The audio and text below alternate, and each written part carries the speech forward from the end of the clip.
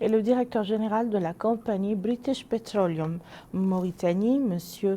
Mohamed Limam, ont signé aujourd'hui à Nouakchott un protocole d'accord pour la mise en œuvre d'un programme de gestion environnementale dénommé SECOMA qui soutiendra les activités environnementales et scientifiques dans les zones marines et côtières. Le point avec Vadmet Toumlese. Les pays du Sahel comptent 81 millions d'habitants majoritairement jeunes.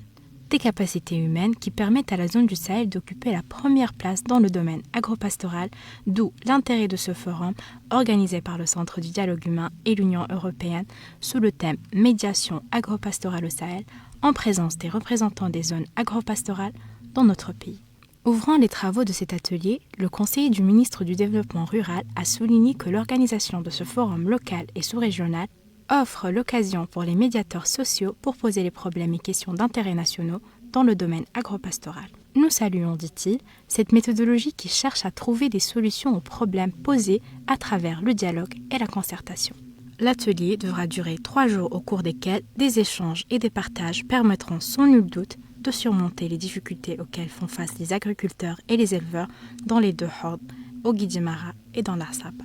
Pas moins de 100 médiateurs sociaux ont été désignés par 32 communes comme facilitateurs et pour créer un cadre d'échange entre les leaders sociaux et les partenaires techniques. Pour cet autre participant, l'atelier intervient après une série de rencontres organisées par le passé avec les autorités régionales et sera l'occasion de leur exprimer ainsi qu'aux partenaires techniques leurs préoccupations premières. Il convient de noter que les participants au forum ont transmis aux autorités les problèmes auxquels sont confrontés les agriculteurs et éleveurs mauritaniens dans l'espoir de les résoudre, notamment les problèmes d'ordre foncier. La situation épidémiologique quotidienne relative à la pandémie de Covid-19 est marquée ces dernières 24